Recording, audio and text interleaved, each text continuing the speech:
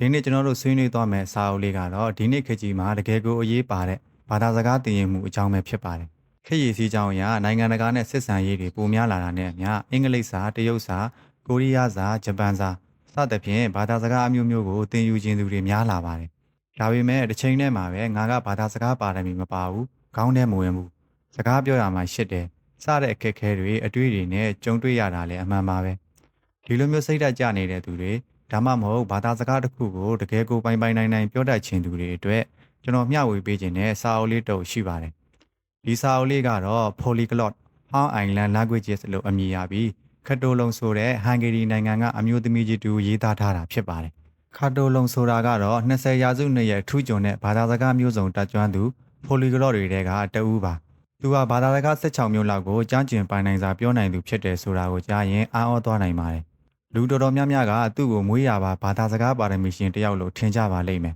။ဒါပေမဲ့ဒီစာအုပ်ထဲမှာသူကိုယ်တိုင်ဖွင့်ဟထားတာကတော့သူဟာငယ်ငယ်တုန်းကဘာသာစကားနဲ့ပတ်သက်လို့ဘာပါရမီမှမပါဘူးလို့သူ့ကိုယ်သူထင်ခဲ့ဘူးပါတယ်တဲ့အထက်တန်းကျောင်းတုန်းကဂျာမန်စာမှာအားနည်းခဲ့လို့တက္ကသိုလ်မှာဓာတုဗေဒဘာသာရပ်ကိုတောင်ရွေးချယ်ခဲ့ဘူးသူဖြစ်ပါတယ်။ဒါဆိုသူဘာလို့ဘာသာစကားမျိုးစုံကိုဒီလောက်တောင်ကျွမ်းကျင်စွာပြောနိုင်ရတာလဲဆိုရင်အဖြေကတော့ရိုးရှင်းပါတယ်။သူဟာမှန်ကန်တဲ့နီးလန်းကိုရှာတွေ့ခဲ့လို့နဲ့ဇွဲရှိရှိစူးစမ်းခဲ့လို့ပဲဖြစ်ပါတယ်။ဒီစာအုပ်ကသူ့ရဲ့ဘာသာစကားလေ့လာတဲ့ခီးလန်သူ့ရဲ့ကိုယ်ပိုင်အတွေ့အကြုံအတွေးအမြင်နဲ့ထိရောက်တဲ့နည်းဗျူဟာတွေကိုမျှဝေပေးထားတာဖြစ်ပါတယ်။ဒီစာအုပ်ရဲ့နိဒန်းခန်းမှာခါတိုလုံကဘာသာစကားတည်ယူမှုနဲ့ပတ်သက်ပြီးကျွန်တော်တို့ရဲ့အတွေးခေါ်တွေကိုပြောင်းလဲပေးနိုင်မဲ့အချက်တစ်ချက်ကိုပြောပြထားပါတယ်။အဲ့ဒါကတော့ဘာသာစကားတည်ယူခြင်းကမှတ်ဉာဏ်ကောင်းခြင်းဒါမှမဟုတ်မွေးရပါပါရမီရှိခြင်းတဲ့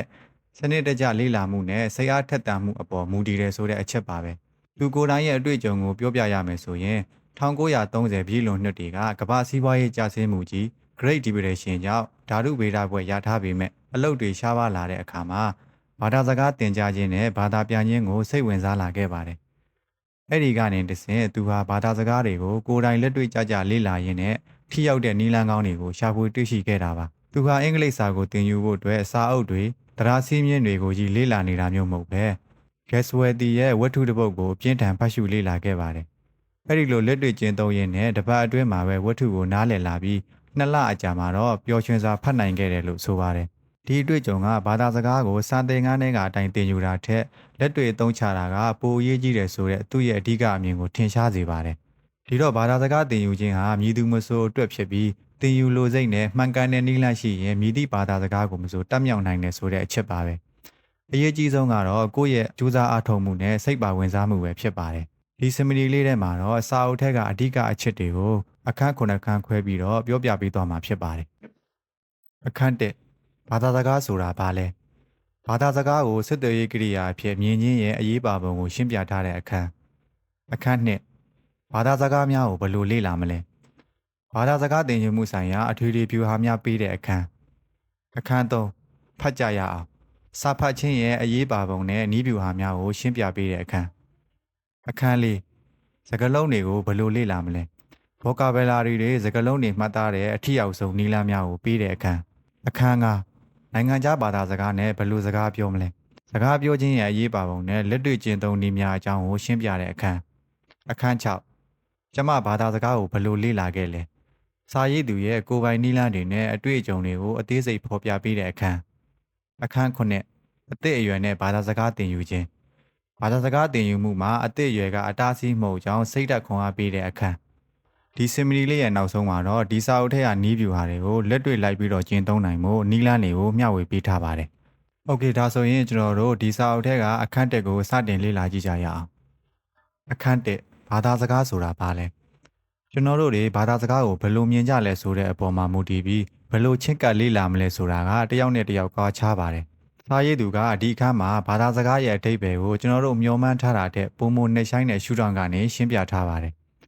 လူအများစုကဘာသာစကားဆိုတာတရားစီးမြင့်တွေစကားလုံးတွေစုထားတဲ့အရာတစ်ခုလိုပဲမြင်တတ်ကြပါတယ်။ဒါပေမဲ့သူကဒီလိုအမြင်ကိုပယ်ချပြီးဘာသာစကားဆိုတာအသက်ဝင်တဲ့စစ်သွေးရေးကိရိယာတစ်ခုဖြစ်တယ်လို့ဆိုထားပါတယ်။ဘာသာစကားဆိုတာလူသားတွေရဲ့အတွေ့အခေါ်ခံစားချက်တွေလိုအပ်ချက်တွေနဲ့အတွေ့အကြုံတွေကိုဖော်ပြဖို့အချင်းချင်းနားလည်မှုတည်ဆောက်ဖို့အသုံးပြုတဲ့အရေးကြီးဆုံးတရားတစ်ခုဖြစ်တယ်လို့ဆိုပါတယ်။ကျွန်တော်တို့ယင်ထဲမှာရှိတဲ့စကားလုံးတွေအတွေးတွေကိုတခြားလူတွေစီကိုပို့လွှတ်နိုင်မှုဘာသာစကားကိုအသုံးပြုရပါတယ်။ ဘာသာစကားဟာစီးမြင့်စည်းကမ်းတွေတရားစီးမြင့်တွေနဲ့တိစောက်ထားတဲ့စနစ်တစ်ခုဆိုတာဟုတ်ပါတယ်။ဒါပေမဲ့အဲ့ဒီစီးမြင့်စည်းကမ်းတွေကတသမတ်ထဲနေတဲ့အရာတွေတော့မဟုတ်ပါဘူး။အမြဲတမ်းပြောင်းလဲနေတဲ့အရာတွေဖြစ်တယ်လို့စာရေးသူကပြောပါတယ်။ဥပမာအနေနဲ့ကျွန်တော်တို့မြန်မာစကားကိုပဲကြည့်ကြည့်ပါ။အရင်ကသုံးခဲ့တဲ့စကားလုံးတွေဝါကြဖွဲ့ပုံတွေနဲ့တချို့စကားလုံးတွေဟာပြောင်းလဲလာတာမျိုးဒါမှမဟုတ်အသက်အသက်သောစကားလုံးတွေနဲ့အသုံးအနှုန်းတွေပေါ်လာတာမျိုးတွေရှိပါတယ်။ကျွန်တော်တို့ရဲ့အဖိုးအဖွားတွေမိဘတွေကသူတို့ငငယ်တုန်းကပြောခဲ့တဲ့စကားပုံတွေအသုံးအနှုန်းတွေနဲ့အခုကကျွန်တော်တို့လူငယ်တွေပြောနေတဲ့အသုံးအနှုန်းတွေဖက်ရှင်စကားလုံးတွေကတူပါသလားမတူပါဘူးအလန်းစားဂျင်းထဲ့တယ်ဖွင့်ကြောင်းတယ်စတဲ့စကားလုံးတွေကအရင်ကမရှိခဲ့တဲ့အသက်အသက်သောအသုံးအနှုန်းတွေပါဒါဟာဘာသာစကားကအသက်ဝင်ပြီးခက်နဲ့အညီပြောင်းလဲတိုးတက်နေတယ်ဆိုတာကိုပြသတာပါပဲ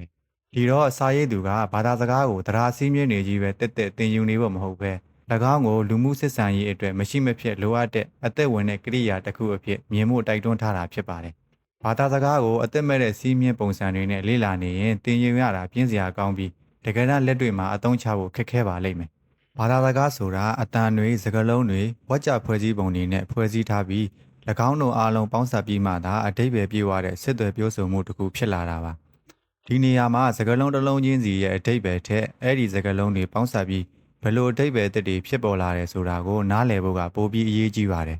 ။နောက်ထပ်အရေးကြီးတဲ့အချက်တစ်ခုကတော့ဘာသာစကားဟာယဉ်ကျေးမှုနဲ့လည်းခွဲလို့မရအောင်ဆက်ဆက်နေတယ်ဆိုတာပါပဲ။ဘာသာစကားအသစ်တစ်ခုကိုသင်ယူတယ်ဆိုတာထိုဘာသာစကားကိုပြောဆိုနေတဲ့လူမျိုးတွေရဲ့အတွေ့အခေါ်ဓလေ့ထုံးတမ်းယဉ်ကျေးမှုနဲ့တမိုင်းကြောင်းတွေကိုပါနားလည်အောင်သင်ယူတာနဲ့အတူတူပါပဲ။ဒီလိုယဉ်ကျေးမှုဆိုင်ရာအချက်လက်တွေကိုသိနာလည်မှာဘာသာစကားကိုပိုပြီးထိထိရောက်ရောက်အသုံးပြုနိုင်မှာပဲဖြစ်ပါတယ်။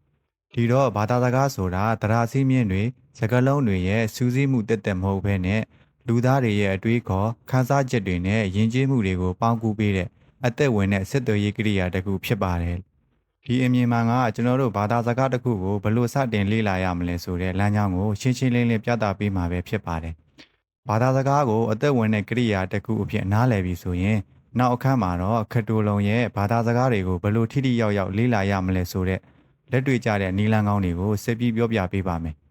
။အခန်းနဲ့ဘာသာစကားများကိုဘယ်လိုလေ့လာမလဲ။ဒီအခန်းဟာခတိုလုံရဲ့ဘာသာစကားသင်ယူမှုဆိုင်ရာနီးဗျူဟာတွေရဲ့အနှစ်ချုပ်လို့တောင်ပြောလို့ရပါတယ်။သူ့ရဲ့အဓိကအကြံပြုချက်ကတော့ဘာသာစကားကိုစနစ်တကျနဲ့စိတ်ဝင်စားစရာကောင်းအောင်သင်ယူဖို့ပါပဲ။သူကဘာသာစကားသင်ယူမှုမှာလိုက်လာတဲ့အခြေခံမူတစ်ခုကိုမိတ်ဆက်ပေးထားပါတယ်။အကြောင်းအရာနဲ့ဆက်စပ်မှုမရှိဘဲဘယ်တော့မှမလေ့လာနဲ့ဆိုတာပါပဲ။ဒီအချက်ကဘာကိုဆိုလိုတာလဲဆိုတော့စကားလုံးတစ်လုံးချင်းစီဒါမှမဟုတ်တရားစီးမြင့်တစ်ခုချင်းစီကိုအလွတ်ကျက်တာမျိုးမလုပ်ဘဲသူတို့ဘယ်လိုနေရာမှာသုံးလဲဘယ်လိုဝါကြမျိုးတွေနဲ့တွဲသုံးလဲဘယ်လိုအခြေအနေမျိုးမှာပြောဆိုကြလဲဆိုတာကိုနားလည်ပြီးသင်ယူရမယ်ဆိုတဲ့သဘောပါပဲကျွန်တော်တို့ရဲ့အုံနောင်ကအချက်လက်တွေကိုတစ်မျိုးတည်းမှတ်သားတာထက်တစ်ခုနဲ့တစ်ခုဆက်ဆက်ပြီးမှတ်သားတာကိုပိုပြီးထိထိရောက်ရောက်လှုပ်ဆောင်နိုင်ပါတယ်စကားလုံးတစ်လုံးကိုသင်ယူတဲ့အခါသူနဲ့ဆက်ဆက်တဲ့စကားလုံးတွေဝါကြတွေပုံရိပ်တွေနဲ့တွဲမှတ်သားလိုက်ရင်မှတ်ဉာဏ်ထဲမှာပိုပြီးခိုင်မာစွာဆွဲမြဲနေမှာဖြစ်ပါတယ်။ဥပမာကျွန်တော်တို့မြန်မာစကားလုံးစားဆိုတဲ့ကရိယာကိုသင်ယူတဲ့အခါထမင်းစားတယ်အသီးစားတယ်အဲ့လိုဝါကြနဲ့တွဲမှတ်တာကပိုပြီးအဓိပ္ပာယ်ရှိပါတယ်။စားဆိုတဲ့စကားလုံးရဲ့အဓိပ္ပာယ်ကိုနားလည်ရုံသာမကဘယ်အရာတွေကိုစားလို့သုံးလဲဆိုတာကိုပါသိလာစေပါတယ်။ဒီလိုပဲအင်္ဂလိပ်စကားလုံး eat စားတယ်ဆိုတဲ့စကားလုံးကိုမှတ်တဲ့အခါမှာ eat right ထမင်းစားတယ် eat fruit အသီးစားတယ်အဲ့လိုတွဲမှတ်တာကအဓိပ္ပာယ်ပိုရှိပါတယ်။ဒါကိုစာရေးသူကအကြောင်းအရာတစ်ခုခုကိုအခြေခံပြီးသင်ယူပါလို့ဆိုလိုတာဖြစ်ပါတယ်။နောက်ထပ်အဓိကနီလန်တစ်ခုကတော့ reading စာဖတ်ခြင်းဖြစ်ပါတယ်။ဘာသာစကားကိုလေ့လာတဲ့အခါစာဖတ်တာဟာမရှိမဖြစ်ပါပဲ။သင်စိတ်ဝင်စားတဲ့အကြောင်းအရာတွေကိုဖတ်ပါဒါမှသင်ယူရတာပြင်းစရာမကောင်းပဲစိတ်ဝင်စားမှုရှိနေမှာပါ။ဝတ္ထုတွေသတင်းစာတွေမဂဇင်းတွေစသဖြင့်ဘာမဆိုဖြစ်နိုင်ပါတယ်။အစာပိုင်းမှာကိုယ့်အဆင့်နဲ့ကိုက်ညီတဲ့စာအုပ်တွေကိုရွေးပါမသိတဲ့စကားလုံးတိုင်းကို dictionary လိုက်ဖွင့်မနေပါနဲ့အကြောင်းအရာကိုနားလည်အောင်အဓိပ္ပာယ်ကိုခံမှန်းပြီးတော့ဖတ်ပါဒါမှအဖတ်ရှုမှုအရှိန်မပြတ်မှဖြစ်ပါတယ်အင်္ဂလိပ်စာစလေ့လာတဲ့သူတစ်ယောက်အနေနဲ့ကလေးပုံပြင်စာအုပ်တွေဒါမှမဟုတ်ကိုယ်စိတ်ဝင်စားတဲ့အားကစားအကြောင်းဖက်ရှင်အကြောင်းအင်္ဂလိပ်လိုရေးထားတဲ့ဘလော်လေးတွေကနေစာပြီးဖတ်ကြည့်နိုင်ပါတယ်ဖတ်ရင်းနဲ့မသိတဲ့စကားလုံးတွေတွေ့ရင်ဝါကြရဲ့အဓိပ္ပာယ်ကိုကြည့်ပြီးခံမှန်းကြည့်ပါဒါမှသင်ယူမှုကပိုပြီးပျော်စရာကောင်းလာပါလိမ့်မယ်နောက်ထပ်အဓိကနည်းလမ်းတစ်ခုကတော့ listening နားထောင်ခြင်းဖြစ်ပါတယ်။ဘာသာစကားရဲ့အတန်တွေလေယူလေသိမ်းနဲ့စကားပြောဆိုတော့ကိုနားလည်ဖို့နားထောင်ခြင်းကအရန်အရေးကြီးပါတယ်။ပုံမှန်နားထောင်ခြင်းအပြင်နားရည်ဝလာပြီးဘာသာစကားရဲ့ရတန်ကိုနားလည်လာပါလိမ့်မယ်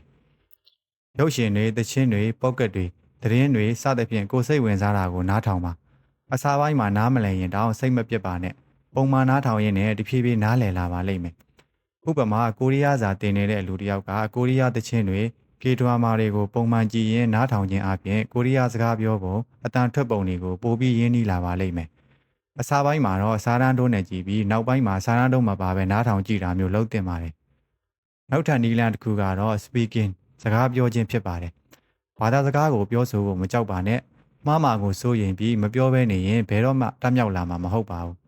ဒီနေရာမှာစာရေးသူကရဲရဲဝံ့ဝံ့ပြောပါလို့တိုက်တွန်းထားပါတယ်ပြောတတ်တဲ့တငယ်ချင်းတွေနဲ့လေ့ကျင့်ပါမရှိရင်လည်း online ကနေသင်ယူနေတဲ့သူတွေနဲ့ဆက်သွယ်ပါကိုယ့်ဘာသာကိုမှရှေ့မှာရပြီးပြောကြည့်တာမျိုးဒါမှမဟုတ်ဖုန်းထဲမှာကိုယ်စကားပြောတာကိုမှတ်တမ်းတင်ပြီးပြန်နှားထောင်ကြည့်တာမျိုးတွေလုပ်သင့်ပါတယ်အခုခေတ်မှာဆို AI တွေနဲ့တောင်စကားပြောလေ့ကျင့်လို့ရနေပါပြီအင်္ဂလိပ်စာစတင်တဲ့အခါ Hello how are you အဲ့လိုရိုးရှင်းတဲ့စကားလုံးလေးတွေနဲ့စာပြီးပြောကြည့်ပါဘာသာစကားများကိုဘယ်လိုလေ့လာမလဲဆိုတဲ့အခန်းမှာတော့ဘာသာစကားကိုသင်ယူတဲ့အခါတရားစည်းမျဉ်းတွေကြီးပဲအလွတ်ကျင့်နေတာမျိုးမဟုတ်ပဲအကြောင်းအရာအခြေအနေတွေနဲ့တွဲဖက်ပြီးဖတ်ရှုခြင်းနားထောင်ခြင်းပြောဆိုခြင်းရေးသားခြင်းဆိုတဲ့နယ်ပယ်ကြီးလေးခုတည်းကိုလက်တွေ့ကျကျအသုံးချလေ့ကျင့်မှုလိုအပ်တယ်ဆိုတဲ့အချက်တွေကိုပြောပြထားပါတယ်အခန်း3ဖတ်ကြရအောင်စာရေးသူကဘာသာစကားတစ်ခုကိုအမှန်တကယ်ကျွမ်းကျင်ခြင်းနဲ့ဆိုရင်စာဖတ်ခြင်းဟာအရေးပါဆုံးလေ့ကျင့်ခန်းတစ်ခုဖြစ်တယ်လို့ခိုင်ခိုင်မာမာယုံကြည်ထားပါတယ်။သူကိုယ်တိုင်ကလည်းဘာသာစကားမျိုးစုံကိုစာတွေဖတ်ရင်းနဲ့အဓိကတက်မြောက်ခဲ့တာဖြစ်ပါတယ်။ဘာကြောင့်ဖတ်တင်တာလဲ။ဘာသာစကားတစ်ခုကိုဖတ်ချူခြင်းအပြင်ကျွန်တော်တို့ဘာတွေရရှိမလဲဆိုတော့နံပါတ်1ဘောဟာရတိုးပွားခြင်းစာဖတ်ခြင်းကလည်းစကားလုံးအသက်တွေကိုအကြောင်းအရာအသက်တွေနဲ့တွဲပြီးမှတ်မိနိုင်ပါတယ်စကားလုံးတစ်လုံးရဲ့အဓိပ္ပာယ်ကိုနားလည်ရုံသာမကဘလို့အခြေအနေမှာဘလို့သုံးတယ်ဆိုတာကိုပါသိရှိသွားပါတယ်။နံပါတ်2တရားဖွဲ့စည်းပုံနားလည်ခြင်းဝါကြဖွဲ့စည်းပုံနဲ့တရားစည်းမျဉ်းတွေကိုတည်တံ့ကျက်စရာမလိုပဲဖတ်ရင်းနဲ့တဖြည်းဖြည်းနားလည်လာပါလိမ့်မယ်။ဘလို့စကားလုံးတွေကဘလို့တွဲသုံးလဲဘလို့ဝါကြမျိုးတွေကဘလို့ရေးလဲဆိုတာကိုပါသဘောပေါက်လာပါလိမ့်မယ်။နံပါတ်3ဘာသာစကားရဲ့လေယူလေသိမ်းတဲ့သဘာဝကျမှုကိုခန်းစားမိခြင်းစာဖတ်ရင်းနဲ့ဘာသာစကားရဲ့သဘာဝကျတဲ့စီးစင်းမှုကိုခန်းစားမိလာပြီးကိုယ်တိုင်ရေးသားပြောဆိုရမှာပိုပြီးသဘာဝကျလာစေပါတယ်။ဒါဆိုရင်ကျွန်တော်တို့ဘာတွေကိုဖတ်တင်တယ်လဲ။စာရေးသူကဘာတွေဖတ်ရမယ်ဆိုပြီးတိတိကျကျမှတ်သားထားတာမျိုးတော့မရှိပါဘူး။အဓိကကတော့သင်စိတ်ဝင်စားတဲ့အကြောင်းအရာတွေကိုဖတ်ပါဆိုတာပါပဲ။ဘာလို့လဲဆိုတော့ကိုယ်စိတ်မပါတဲ့အရာတစ်ခုကိုဖတ်ရင်ခဏလေးနဲ့စိတ်ကုန်ပြီးပြင်းသွားတတ်လို့ပါ။အစာပိုင်းအတွက်ကလေးပုံမြင်စာအုပ်တွေရိုးရှင်းတဲ့ဝတ္ထုတွေကာတွန်းစာအုပ်တွေကလည်းစတင်ဖတ်ရှုနိုင်ပါတယ်။တဖြည်းဖြည်းတိုးတက်လာရင်သတင်းစာတွေမဂ္ဂဇင်းတွေကိုစိတ်ဝင်စားတဲ့ဘာသာရပ်ဆိုင်ရာဆောင်းပါးတွေကိုကြိုက်တဲ့ဝတ္ထုရှည်တွေဒါမှမဟုတ် online က blog တွေ social media ပို့တွေအထိဖတ်နိုင်ပါတယ်။ဒါဆိုရင်ကျွန်တော်တို့ဘယ်လိုဖတ်တင်တာလဲ။ဒီပိုင်းကတော့အရင်အရေးကြီးပါတယ်။စာရေးသူကမသိတဲ့စကားလုံးတိုင်းကိုအဘိဓမ္မာလိုက်ဖွင့်မနေနဲ့လို့အကြံပေးထားပါတယ်။စကားလုံးတိုင်းကိုနားလည်ဖို့တဲ့စာကြောင်းရဲ့အဓိပ္ပာယ်အခန်းရဲ့အဓိပ္ပာယ်ကိုနားလည်ဖို့ကပိုအရေးကြီးတယ်လို့သူကဆိုပါတယ်။မသိတဲ့စကားလုံးတွေ့တဲ့အခါချက်ချင်းအဘိဓမ္မာမပွင့်ပဲဝါကြရဲ့အကြောင်းအရာကိုကြည့်ပြီးအဓိပ္ပာယ်ကိုခံမှန်းကြည့်ပါ။ဒါမှဖတ်ရှုမှုအချိန်မပြတ်ပဲဆက်လက်ဖတ်ရှုနိုင်မှာဖြစ်ပါတယ်။ပြီးရင်ဆလအုံးနှငယ်ကိုပဲအဓိကထားပြီးတော့ dictionary ဖွင့်ကြည့်ပါ။စာဖတ်ခြင်းနဲ့အတန်အတွက်စာဖတ်တဲ့ကအတန်အတွက်ကိုလည်းဂရုစိုက်သင့်ပါတယ်။ကိုယ့်ဘာသာကိုအတန်အတွက်ဖတ်ကြည့်တာဒါမှမဟုတ် native speaker တွေဖတ်ထားတာကိုနားထောင်ရင်လိုက်ဖတ်တာမျိုးလုပ်သင့်ပါတယ်။ဒီတော့ဘာသာစကားတစ်ခုကိုထိရောက်စွာသင်ယူဖို့အတွက်စာဖတ်ခြင်းဟာမရှိမဖြစ်လိုအပ်ပြီးကိုယ်စိတ်ဝင်စားတဲ့အကြောင်းအရာတွေနဲ့တွဲပြီးအဘိဓမ္မာကိုအလွန်ကြုံမသုံးပဲဖတ်ရှုလေ့ကျင့်ခြင်းဟာဝေါဟာရနဲ့တရားကိုတိုးတက်လာစေမှာပဲဖြစ်ပါတယ်။အခန်းလေးစကားလုံးတွေကိုဘယ်လိုလေ့လာမလဲ။ပြီးခဲ့တဲ့အခန်းတွေမှာတော့ဘာသာစကားဆိုတာဘာလဲဘယ်လိုလေ့လာရမလဲ။စာဖတ်ခြင်းရဲ့အရေးပါပုံတွေကိုစာရေးသူရဲ့အမြင်တွေနဲ့နားလည်ခဲ့ကြပါပြီ။ဒီတော့ဘာသာစကားသင်ယူမှုရဲ့မရှိမဖြစ်လိုအပ်တဲ့အုတ်မြစ်တစ်ခုဖြစ်တဲ့စကားလုံးတွေကိုဘယ်လိုလေ့လာမလဲဆိုတဲ့အခန်းကိုဆက်ပြီးလေ့လာကြည့်ကြရအောင်။ဒီအခန်းမှာစာရေးသူကဝေါဟာရတွေကိုထိထိရောက်ရောက်မှတ်သားနည်းအကြံကောင်းတွေကိုပေးထားပါတယ်။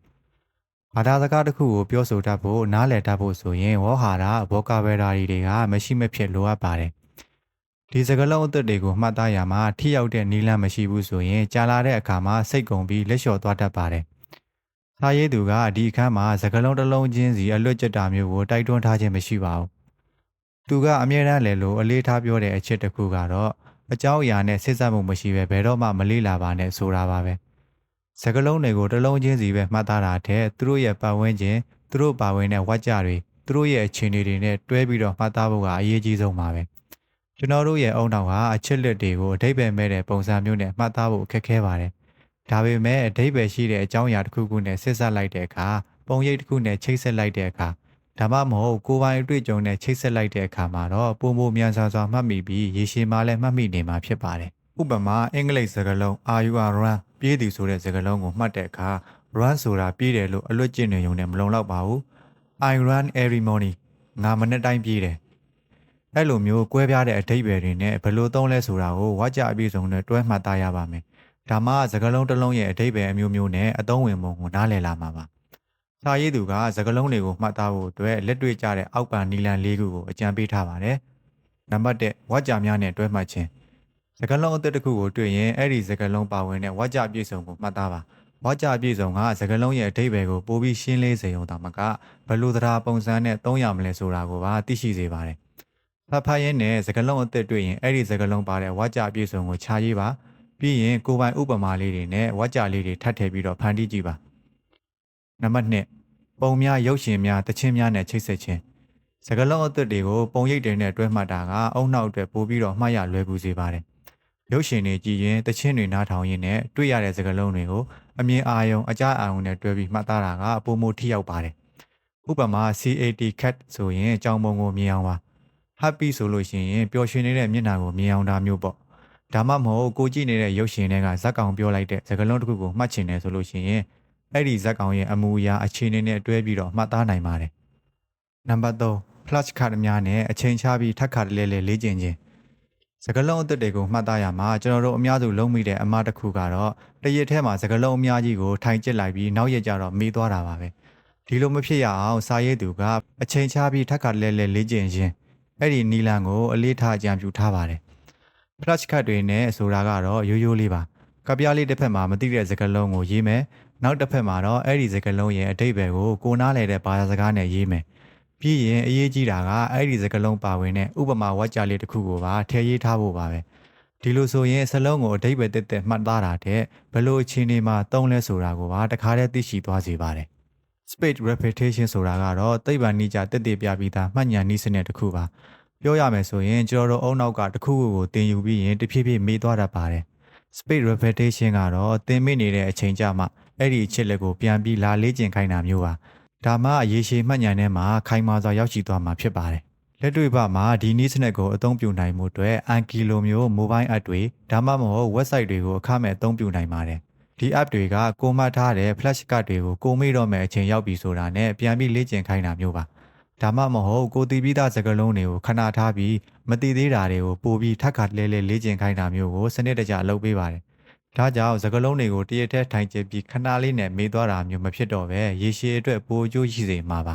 နံပါတ်4ကိုယ့်ဘာသာကိုဥပမာပေးခြင်းနဲ့အသုံးပြုခြင်းစကားလုံးအသက်တစ်လုံးသင်ယူတဲ့အခါကိုယ်တိုင်နဲ့ဆက်စပ်တဲ့ဥပမာဝါကြလေးတွေဖန်တီးပြီးပြောကြည့်တာရေးကြည့်တာမျိုးလှုပ်ဆောင်ပါကိုယ့်ရဲ့နေ့စဉ်ဘဝထဲမှာအဲ့ဒီစကားလုံးတွေကိုထည့်သွင်းပြီးအသုံးပြုဖို့ကြိုးစားပါဥပမာ delicious အရသာရှိသောဆိုတဲ့စကားလုံးကိုသင်ယူရင် this curry is delicious ဒီဟင်းကအရသာရှိတယ်လို့ပြောကြည့်တာမျိုးကိုယ့်ရဲ့မနစ်စာကိုအင်္ဂလိပ်လိုဖော်ပြကြည့်တာမျိုးပေါ့ I ate delicious မုံဟင်းက this morning ဒီမနေ့အရသာရှိတဲ့မုံဟင်းကစားခဲ့တယ်လို့မျိုးပေါ့ဒါကစကားလုံးကိုကိုယ်တိုင်ပိုင်နိုင်အောင်အသုံးပြုတတ်စေပါတယ်ဒီတော့စကားလုံးတွေကိုဘယ်လိုလေ့လာမလဲဆိုတဲ့အခန်းမှာအဓိကပြောပြထားတာကတော့ကျွန်တော်တို့ဟာစကားလုံးအသစ်တွေကိုအများကြီးတခါတည်းအလွတ်ကျက်တာထက်အကြောင်းအရာအခြေအနေတွေနဲ့တွဲပြီးဝါကြများပုံရိပ်များလက်တွေ့ဘဝဥပမာများနဲ့ချိတ်ဆက်မှတ်သားခြင်းကပုံမထိရောက်စွာမှတ်မိနိုင်တယ်ဆိုတဲ့အချက်ပါပဲဘောဟာရတွေများများသိလာမှာဘာသာစကားတစ်ခုကိုပို့ပြီးပိုင်နိုင်မှာဖြစ်ပါတယ်ဒါကြောင့်ဒီအခန်းကအနည်းလာနေကိုလက်တွေ့ကျင့်သုံးကြည့်ဖို့တိုက်တွန်းချင်ပါတယ်အခန်းကနိုင်ငံခြားဘာသာစကားကိုဘယ်လိုပြောဆိုမလဲကဲအခုဆိုရင်ဘာသာစကားသင်ယူမှုရဲ့အခြေခံသဘောတရားတွေစာဖတ်ခြင်းနဲ့ဝေါဟာရမှတ်သားခြင်းတို့လိုအရေးကြီးတဲ့အဆင့်တွေကိုဖျက်ကျော်လာခဲ့ကြပြီးပါပြီဒါပေမဲ့တကယ်တမ်းဘာသာစကားတစ်ခုကိုသင်ယူနေတဲ့သူတိုင်းရဲ့အကြီးမားဆုံးပန်းနိုင်တစ်ခုကဘာလဲဆိုတော့ပြောတတ်ဖို့ပဲမဟုတ်လားဒီအခန်းမှာစာရေးသူကဘာသာစကားတစ်ခုကိုပြောဆိုရမှာကြုံတွေ့ရနိုင်တဲ့အခက်အခဲတွေနဲ့ဘယ်လိုထိထိရောက်ရောက်ပြောဆိုလေ့ကျင့်ရမလဲဆိုတဲ့အကြံဉာဏ်ကောင်းတွေကိုပေးထားပါတယ်စာရေးသူကဘာသာစကားတစ်ခုကိုလေ့လာတဲ့အခါပြောဆိုခြင်း speaking ဟာတော်တော်များများအတွက်အကြောက်ဆုံးနဲ့အခက်အခဲဆုံးအပိုင်းဖြစ်တယ်လို့ပြောထားပါတယ်။ဘာလို့လဲဆိုတော့မှားသွားရင်ဘယ်လိုလုပ်မလဲ။သူတို့ကိုယ့်ကိုရေကြမလား စကလုံးတွေမေးသွားရင်ဘယ်လိုလုပ်မလဲစတဲ့ဆိုရင်စိတ်တွေကကျွန်တော်တို့ကိုစကားမပြောနိုင်အောင်တားဆီးထားတတ်လို့ပါဒါပေမဲ့စာရေးသူကဒီလိုစိတ်မျိုးကိုလုံးဝဖယ်ရှားပစ်ဖို့တိုက်တွန်းထားပါတယ်သူကရဲရဲဝံ့ဝံ့ပြောပါအမားတွေပြုလုပ်ပါမှားရမှုတွေကကျွန်တော်တို့ရဲ့ဆရာတွေဖြစ်တယ်လို့အလေးထားပြီးတော့ပြောထားပါတယ်စိတ်ပညာမှာစိတ်ခံစားမှုဆိုင်ရာ Theta Theory ဆိုတာရှိပါတယ်ဒါက Stephen Krashen ဆိုတဲ့ဘာသာစကားသင်ယူမှုပညာရှင်တူရဲ့ theory တွေကတစ်ခုပါဒီ theory ကဘာကိုဆိုလိုတာလဲဆိုတော့သင်ယူသူရဲ့စိုးရိမ်စိတ်တွေစိတ်တက်ကြမှုတွေဒါမှမဟုတ်ကိုယုံကြည်မှုအားနည်းတာတွေလိုမျိုးအနှုတ်လက္ခဏာဆောင်တဲ့ခံစားချက်တွေကဘာသာစကားကိုအုံနောက်ကလက်ခံသင်ယူဖို့ပိတ်ဆို့ထားနိုင်တယ်လို့ဆိုပါတယ်ပြောရမယ်ဆိုရင်စိတ်ထဲမှာပူပန်မှုတွေကြောက်စိတ်တွေများနေရင်သင်ယူဖို့ခက်ခဲစေတာပေါ့ဒါကြောင့်စာရေးသူရဲ့ရဲရဲဝံ့ဝံ့ပြောပါဆိုတဲ့အကြံပြုချက်ဟာဒီလိုစိတ်ခံစားမှုဆိုင်ရာပိတ်ဆို့မှုဖေတာကိုဖြိုခွဲဖို့အားပေးတာပါပဲစကားပြောတဲ့အခါမှမာကိုမကြောက်ပဲပွင့်ပွင့်လင်းလင်းပြောဆိုခြင်းအပြင်သာသင်ယူမှုကပိုပြီးများဆန်းထိရောက်လာမှာဖြစ်ပါတယ်ဥပမာကားမောင်းတတ်ခြင်းနဲ့ဆိုရင်စာအုပ်ထက်ကလမ်းစည်းကမ်းတွေမြေပုံတွေပဲထိုင်ကြည့်နေလို့မရပါဘူးကိုယ်တိုင်လက်တွေကားမောင်းကြည့်မှလမ်းမဝင်မိတာလမ်းပိတ်မိတာမျိုးကြုံရမှအတွေ့အကြုံရပြီးပုံမကျွမ်းကျင်လာမှာပါကားစာမောင်းတဲ့သူတိုင်းအမားနဲ့မကင်းပါဘူးဒါပေမဲ့အဲ့ဒီအမားတွေကနေတင်ယူပြီးနောက်ထပ်တစ်ခါမှပိုပြီးသတိထားတတ်လာပါတယ်ဘာသာစကားစတင်ပြောဆိုရမှာလဲဒီလိုပါပဲမှားတာကိုမကြောက်ပဲပြောကြည့်ဖို့ကအဓိကပါဒီနေရာမှာစာရေးသူကဘာသာစကားတစ်ခုကိုစတင်ပြောဆိုရမှာထိရောက်တဲ့နီလန်းကောင်း၅ခုကိုအောက်ပါအတိုင်းအကြံပြုထားပါတယ်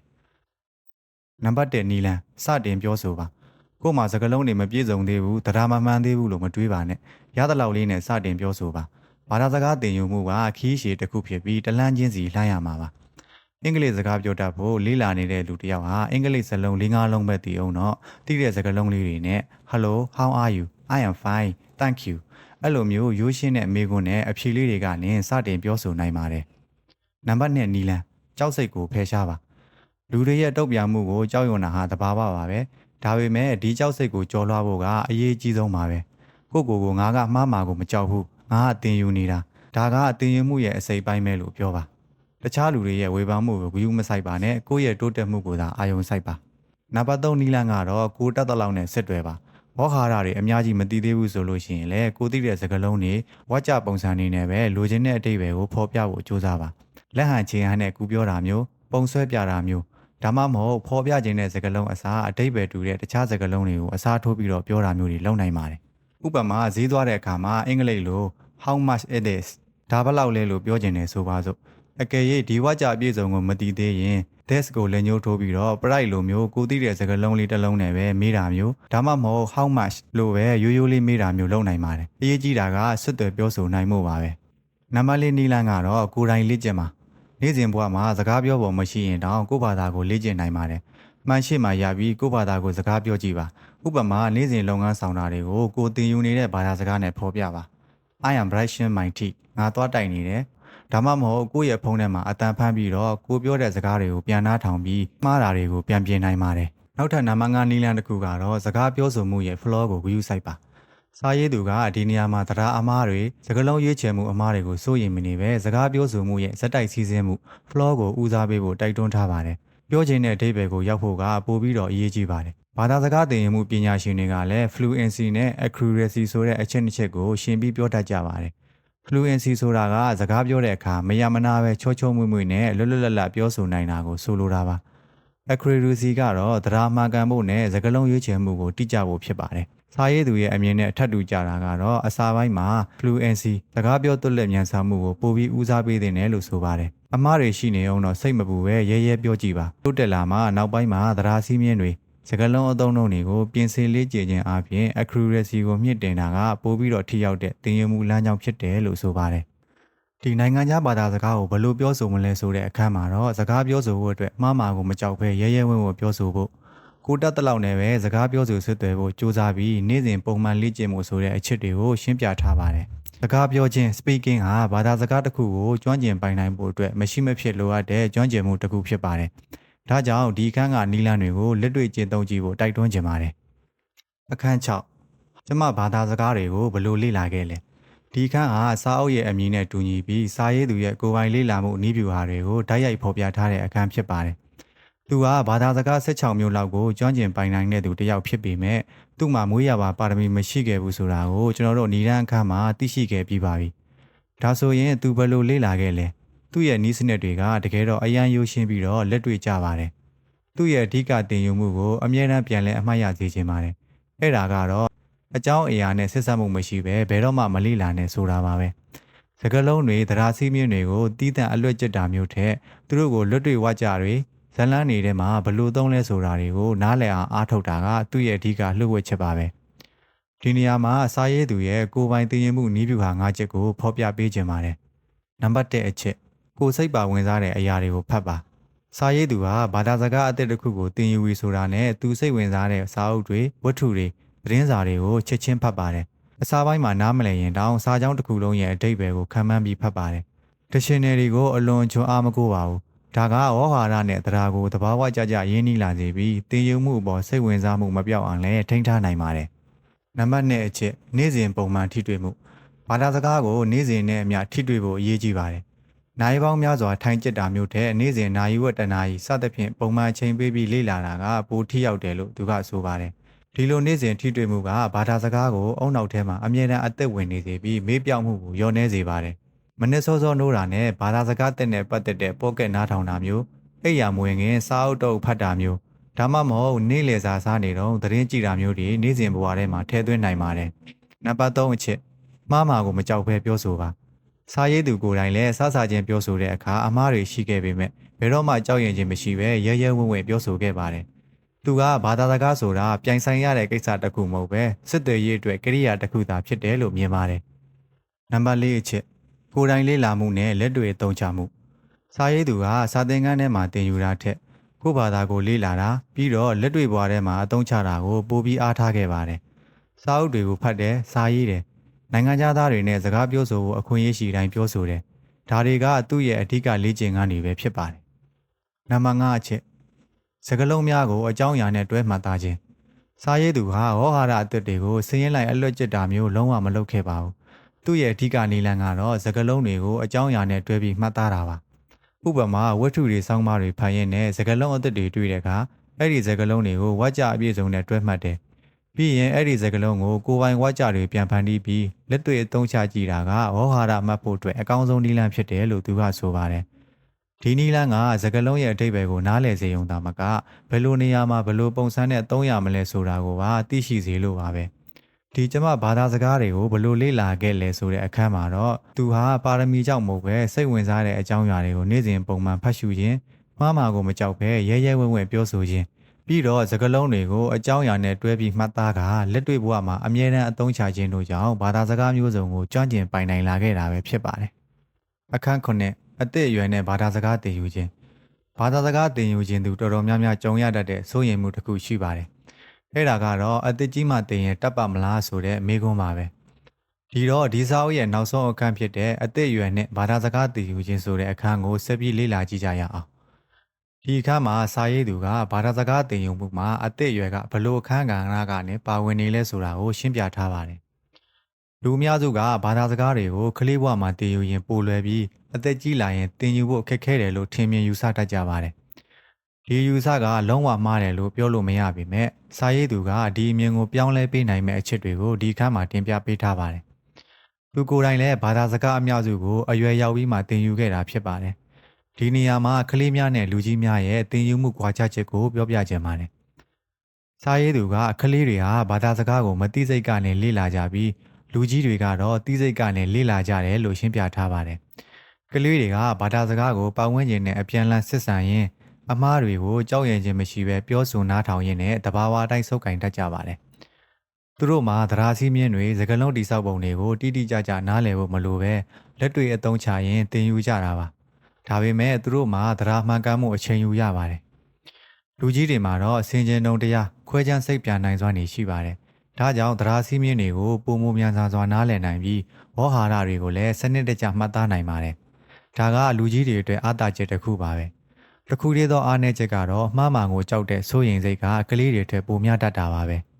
ဲစာရေးသူရဲ့အဆိုအရအသက်အရွယ်ဟာဘာသာစကားသင်ယူမှုရဲ့အတားအဆီးမဟုတ်ပါဘူးအဓိကကတော့စိတ်ဓာတ်စိတ်ဝင်စားမှုနဲ့မှန်ကန်တဲ့နည်းလမ်းတွေပဲဖြစ်ပါတယ်လူကြီးတွေကကလေးတွေထက်ပိုပြီးစနစ်တကျသင်ယူနိုင်စွမ်းရှိပါတယ်ကိုယ့်ရဲ့သင်ယူမှုပုံစံကိုယ်တိုင်နားလည်ပြီးဘယ်လိုနည်းလမ်းကကိုယ်နဲ့အသင့်တော်ဆုံးလဲဆိုတာကိုသိရှိနိုင်ပါတယ် ပြီးတော့သူတို့မှာရှိပြီးသားဘာသာစကားရဲ့အသိပညာကိုထောက်ကူယူပြီးသင်ယူနိုင်ပါတယ်လိုအပ်ချက်ကအသက်ကြီးလာတာနဲ့အမျှအမှတ်ဉာဏ်ကအနည်းငယ်နှီးကွေးလာနိုင်ပေမဲ့ပုံမှန်လေ့ကျင့်မှုနဲ့ထိတွေ့မှုရှိနေမယ်ဆိုရင်ဒီအခက်အခဲကိုကျော်လွှားနိုင်ပါတယ်အရေးကြီးဆုံးကတော့ကလေးတွေလိုပဲမှားမှန်ကိုမကြောက်ပဲရဲရဲဝံ့ဝံ့စကားပြောဆိုဖို့ပါစာရေးသူကိုယ်တိုင်ဘာသာစကားပေါင်းများစွာကိုအရွယ်ရောက်ပြီးမှသင်ယူခဲ့တာပါ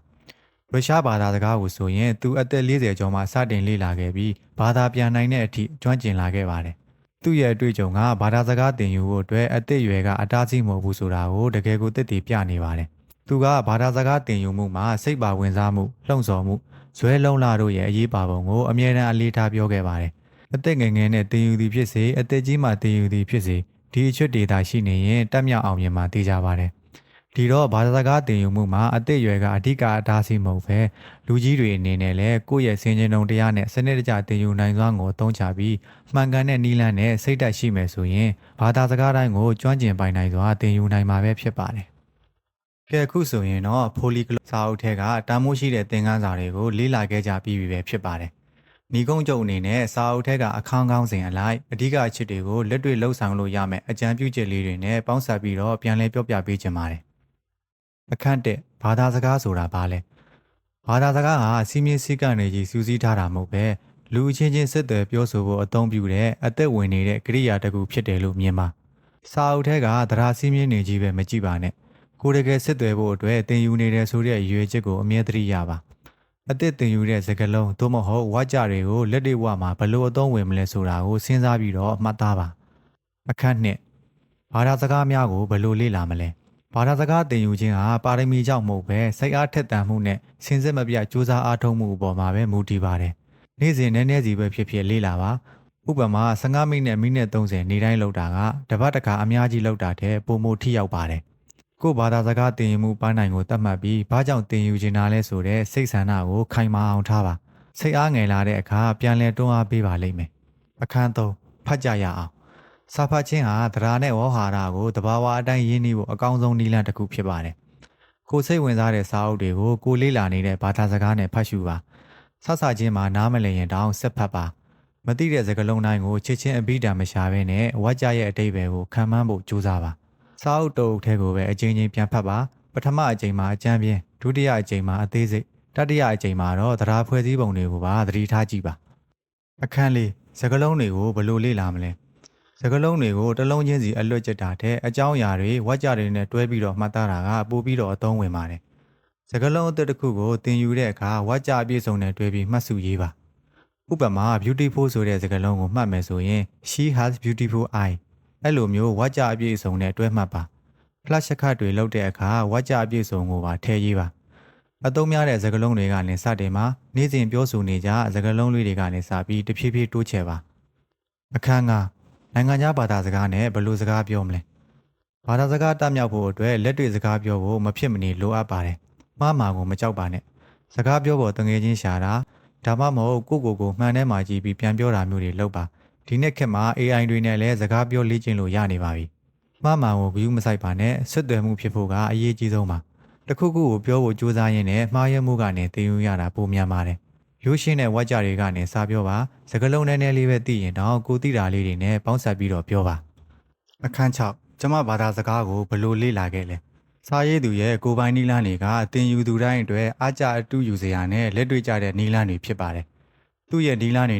ကိုယ့်အတွက်အသင့်တော်ဆုံးနည်းလမ်းကိုရှာဖွေပါလူတိုင်းကတပုံစံနဲ့လေ့လာလို့မရပါဘူးဘာသာစကားသင်ယူမှုဟာကိုယ်ပိုင်စူးစမ်းရှာဖွေမှုတွေပြုလုပ်ပါဘယ်နည်းလမ်းကကိုယ့်အတွက်အထီးရောက်ဆုံးလဲဆိုတာစမ်းသပ်ကြည့်ပါအခန်း9အသက်အရွယ်နဲ့ဘာသာစကားသင်ယူခြင်းဘာသာစကားသင်ယူဖို့အတွက်အသက်အရွယ်ကအတားအဆီးမဟုတ်ပါဘူးအသက်ကြီးလာရင်တောင်သင်ယူနိုင်စွမ်းရှိပါတယ်ငါအသက်ကြီးပြီးမသင်နိုင်တော့ဘူးအဲ့လိုမျိုးအနှုတ်လက္ခဏာဆောင်တဲ့အတွေးတွေကိုဖယ်ရှားပါဘာသာစကားသင်ယူခြင်းကိုစိတ်ပိုင်းဆိုင်ရာစိန်ခေါ်မှုတစ်ခုသို့မဟုတ်ပျော်ရွှင်စရာအားကစားတစ်ခုလိုမျိုးမြင်ပါစိတ်ကိုလန်းဆန်းစေပြီးတော့ညာရည်ကိုထက်မြက်စေပါတယ်ဒီလိုလက်တွေ့ကျင့်သုံးနိုင်မဲ့အကြံပြုချက်တွေကဘာသာစကားသင်ယူမှုခရီးများမိတ်ဆွေတို့အတွက်အထောက်အကူပြုနိုင်မယ်လို့မျှော်လင့်ပါတယ်ကဲအခုဆိုလို့ရှိရင်တော့ခပ်တိုလုံရဲ့ Polyglot စာအုပ်ထဲကအဓိကအချက်တွေနဲ့ဘာသာစကားလေ့လာရမှာအသုံးဝင်တဲ့နည်းလမ်းတွေကိုအတူတူလေ့လာခဲ့ပြီးပါပြီဒီအနှစ်ချုပ်လေးတွေကနေမိတ်ဆွေတို့အတွက်အကျိုးတစုံတရာရရှိခဲ့တဲ့ဆိုရင် like and share လေးလုပ်ပြီးတော့အားပေးခဲ့ဖို့တိုက်တွန်းချင်ပါတယ်နောက်ထပ်ဘယ်စာအုပ်တွေကိုအနှစ်ချုပ်လုပ်စီခြင်းလဲဆိုတာကိုကွန်မန့်မှာရေးသားမျှဝေနိုင်ပါတယ် စိတ်ဝင်စားစရာကောင်းတဲ့ဗီဒီယိုတွေနဲ့အခြားစာအုပ်အနှစ်ချုပ်တွေကိုလက်မလွတ်တမ်းကြည့်ရှုနိုင်မှု subscribe လေးလုပ်ထားပေးပြီးတော့ notification လေးကိုလည်းနှိပ်ထားပေးဖို့တိုက်တွန်းချင်ပါတယ်မိတ်ဆွေတို့အားလုံးဘာသာစကားအသစ်တွေကိုလွယ်ကူလင်းများစွာလေ့လာတတ်မြောက်နိုင်ကြပါစေလို့ဆန္ဒပြုရင်းဒီနှစ်ချုပ်လေးကိုဒီမှာပဲအဆုံးသတ်လိုက်ပါတော့မယ်နောက်ထပ်ဗီဒီယိုများမှာပြန်လည်ဆုံတွေ့ကြပါမယ်ဘိုင်ဘိုင်